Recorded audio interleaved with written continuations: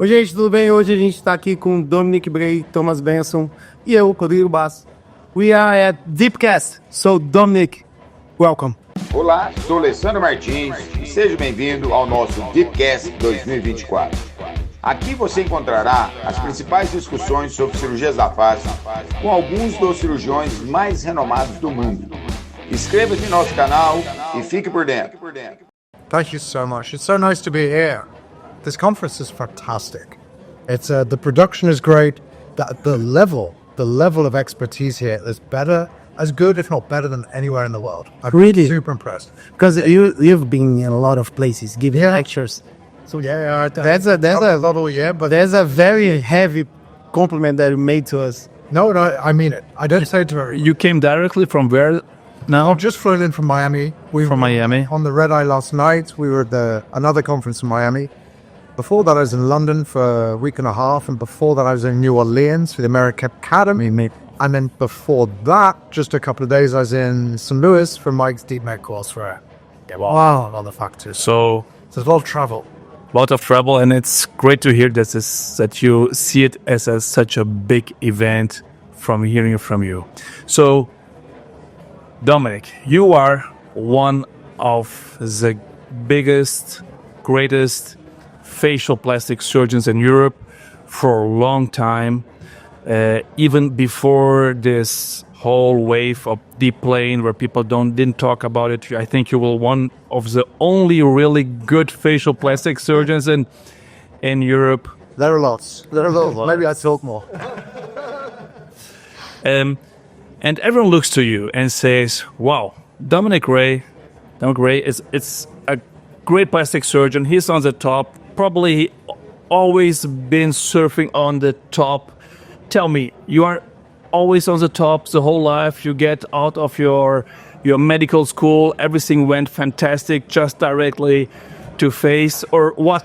Is there any surprise? It's so funny, you see people who are successful or who are, leading in any industry, and you think they've had an easy ride. It's who's helped them on the way. It's difficult for everybody else.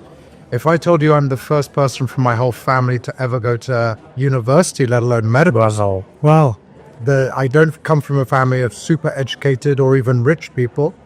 I decided from a young age that I was going to do something very, very different. And that's lessons in childhood meant that I was going to do something completely different, try and break boundaries. So yeah, from a very, very young age, I kind of strived.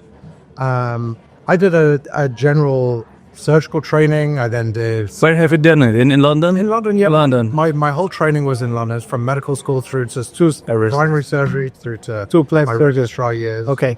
Yeah. And afterwards, you worked as an ENT or what? So, this is where my story gets a little bit more interesting. It's like people know, and I don't really hide it, but so I saw a guy probably year 4 or 5 into my residency. We call it the registrar years at IKEA. It's all changed these days, but back in those days. And I saw a guy with a facial paralysis. Super successful lawyer.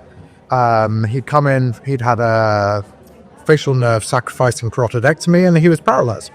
He used to be a super successful lawyer, magic circle lawyer, very successful guy. He was now an alcoholic hermit. But the medical notes, you'd read it and you think he was a success.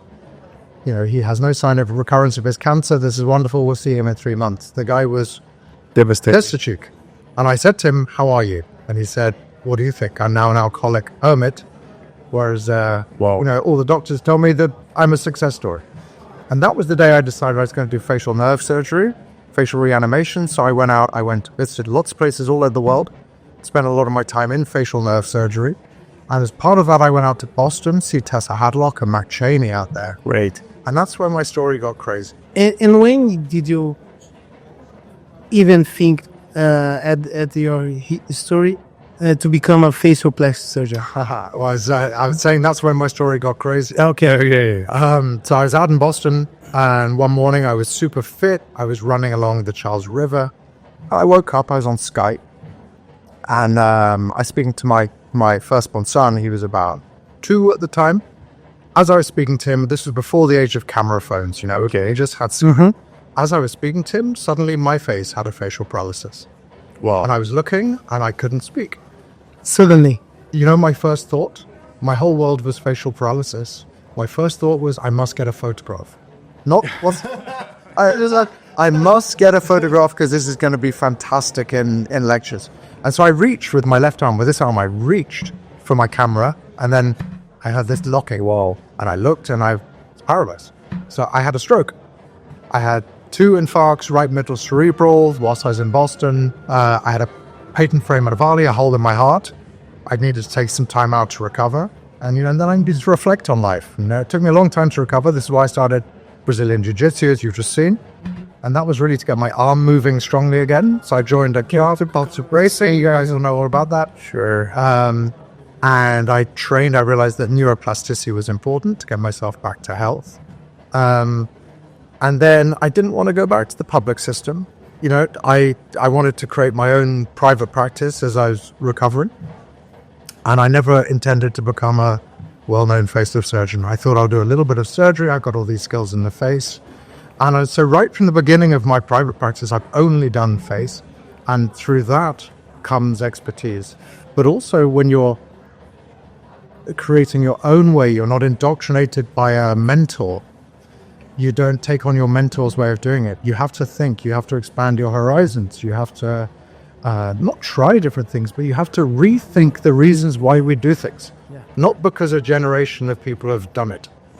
When have you started facelift surgeries? When was it about? 15 years ago? What do you think about? 2012. 12 years ago. 12 years ago. Okay. I have one question about those period of recovery that you had, because I got COVID in 2022. I got a tracheostomy. I got heart failure, hepatic failure, renal failure. I almost died. So that experience can bring a lot of bad thoughts and good thoughts. I don't know. Did you had those? Do you know what? This is such a great question. And I think every physician, every surgeon should have this experience. Yeah. I wouldn't wish it on anybody. I'm writing a book about that. But what it does is at no stage did I say, why me? Why me? Why did this happen to me? Why not me? Yeah. Right? If it's why not me, then you have to focus on the cure. But also it makes you live every day. It makes you appreciative of what you have. And it gives you a zest for life, to make every day as good as it can be. I say this to my young daughter. I don't say, how was school today? I say, who did you make smile today? Really? That's what I say. Wow, great. You say that to your daughter every night. Right. Who did you make smile today? Whose day did you make? Great. Okay. Great. Oh, so I feel for you. I know, there are some dark times, when you're a very vested surgeon, you can only do one. You can use your hands. And in my case, you were in ITU and you had a tracheostomy. Horrific. I bet the fatigue that you had afterwards. Yeah. There's also vulnerability that comes with it. I think as a guy, you're not strong anymore. The patriarch of your family, you have children, and suddenly you're strong. You've looked death in the face. There are all of these things mentally and physically. But I think you come out stronger for it. Yeah, we can overcome this. You don't sweat the small stuff anymore. It makes you stronger. If you're a strong person. Yeah. I think everyone in his career should in one times really pass through a really bad time, because this makes you don't hope it on but it makes you stronger. You learn the saying. There's an saying in English: when you're going through hell, keep going. Keep going. Keep going. Yeah. And that's important in surgery. Invasive surgery, I think in the lecture I've just given, I've said, we can be a very herd-like collective body of opinion, and that means that we as surgeons tend to parrot concepts which seem like a really good idea for 10 years, and then someone says this isn't a good idea, and then everyone shifts. Yes. Nowadays your routine, everyday routine, how is it in a week? Tell us a bit. I'm a creature of total habit. I'm the most boring guy in the world, right? You give me a time and a date, I'll tell you what I was wearing and what I've just did. I'm serious, for the last 10 years. How boring is that? We make enough decisions, right? Okay, and I've literally just given a lecture on left brain, right brain, and someone said to me in New Orleans, I'll come to your question in a sec. Someone said to me in New Orleans, I was on a panel and they said, tell me, how do you go from good, I feel I'm consistent and I'm good, how do you go from good to really great? Okay, great question. Yeah, great. In fact, I'm giving a lecture about this tomorrow. That's a very great question. And my answer is this. You need to become a right brain surgeon. Okay, whilst you're thinking with your left brain, mathematical, logical, analytical, okay, that's very useful in clinic. You're looking for the risks. You're not letting in the red flag patients through the door. You're looking for the appropriate surgery for the appropriate person. You need to use your left brain for that. It's logical or it's analytical. In surgery, when you become a right brain surgeon, your left brain gets in the way. If you're thinking, where am I? How far do I go? Where do I dissect? What are the risks? What instrument do I need? What time is it? These are all distracting from actually the work. So if you can engage your right brain, which is creative, intuitive, artistic, it looks at the whole, not at the part, then I think that's when you become really good. So to answer your question, what's my routine? I keep my routine as normal as possible, so I don't have to make left brain decisions as well. Yeah, that's a great sentence, because there's a good position, because I've heard some lectures, some panels, that there are people that wear the same kind of clothes every day, so they don't submit it. Yeah, So you don't have to make the decisions. Yeah. you don't have to make That's just- decisions. I'm always wearing black and black pants Exactly right. all day. So before I go away, the one thing I get most stressed about is what clothes am I taking? Yes. So my wife does it. She puts the clothes, she tells me what to wear, what goes with what. I end up wearing the same thing the whole time. All right. Right. I'm the same. So I just have jeans, t-shirt. Yeah. You don't have to. Yeah. It's very straight. Yeah. It's very, But I did this question to you because I think I did any kind of surgeries, and I changed to face surgery something like 4 to 5 years ago, but I did something like 10 years body contouring and face, and I really did a lot of body contouring. So I have like 7, 8 big surgeries a week, and then I started with facelifts, complete facelift. And what I see I see the facelifts are much more getting you much more.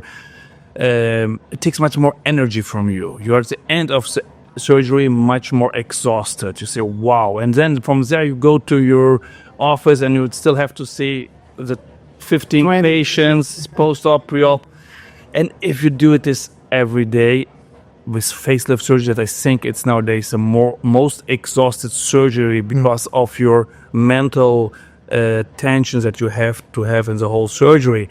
So I think to know what's the routine. For example, a lot of surgeons in the US, they just do surgeries Monday, Tuesdays, and Wednesday, stop it because they need 2 days for legs. In Argentina, one with famous, he said, now I'm just doing 3 surgeries per week. And I understand them because they say, wow, that I also want to do it. I completely get where you're going. I understand the question now. So I think it's really important to subspecialize, because surgery is stressful. It's stressful for patients, and even when you're an expert, you've done it you've walked that mountain many times. You can never have a bad day in surgery. You have to give We can never make mistakes to every single patient, and there comes an inward stress with doing that. So you have to learn yourself. There are guys that will do 7, 8 cases a week. I can't do this. Perfect. I can't do it. I also hate the morning time. Okay, but genetically, I get alive in the afternoon and the evening. I'm like a night owl. Okay. So no, I don't hate. I can function perfectly normally A very early morning person. in the morning. But the surgeons that start surgery at 5 o'clock in the morning, I think they're crazy. This would not work for you. Okay. So what I can do 2 cases a day, but generally what I do is I do 1 case on Tuesday, Wednesday, Thursday afternoon. So Perfect. and that means that I see all of my Starting at the morning. I then see some consults, and then I have lunch, the same lunch every day. the same lunch. Same lunch, and then What do you use every single? You want to know? Yeah. So Okay, it's great. I can recommend it. It's a long way from here, though. So I have lamb and chicken. I don't eat a lot of carbs. So I like lamb and chicken and salad, and it just makes you feel good, Okay. I also like to be a little bit hungry for your better. So I have a low volume practice, but high quality. And then you can put, as you say, it's exhausting. And that's working very, very good for you, because you're at the top in the world. You never get to when you start believing that there's only way down. I just Reaching the top. you never master this. You know, I'm invited to give master classes and expert panels, and this boy, his family never went to university. You know, I've never dreamed of getting to where I am now. But you've got to stay humble, because as soon as you start believing it, You know what's great with Dominic? I met him already 1.5 years ago. You sit with him, you can talk about everything, and he will tell you the truth. He will tell you. I know we was drinking some drinks, and I was asked, "Oh wow, drink down, Coke drinks, Coca-Cola," and we were talking about our all days problems we see nowadays, and you were so open and say to me, right, this is like it is, and all day you have to be proud of it. It's like this. So I will not go in details here. I'm racking my brain to remember. That's funny because I'm the first doctor in my family too, and I'm feeling that I'm in a different environment. Like these classes, Alessandro invited me. Okay, I'm very honored to be there, really classes, but it's very new. I feel like, okay, that's my place. That's really my place, and I feel, as you told us, we have to keep humble. I think that's one of We'll see within this, there's some hubris, there's some arrogance within this, What I've learned is this: the best surgeons in the world, and I meet everybody, the ones that I would have operate on me are humble. They realize that nothing is perfect, it will never be perfect. They're open and they teach, okay? And because they have nothing to hide. Yeah. Because I don't believe that I'm so wonderful that I want everyone to tell me I'm wonderful. I just know that I'm doing better, trying to do better every day. And I know for a fact I've always done my best for every single patient. All right. Then you don't fall into that trap, and then you can be more honest. Yeah. Dominic, great. Thank you so much to be with us here. In Brazil, it's fantastic. You are the big, our honor guest here. We're so happy that you. Well, I appreciate It was amazing. This conversation, we can stay like 1 hour. It's a little different. People are expecting us to talk about face to flat. It's a little different. Great. Thank you so much.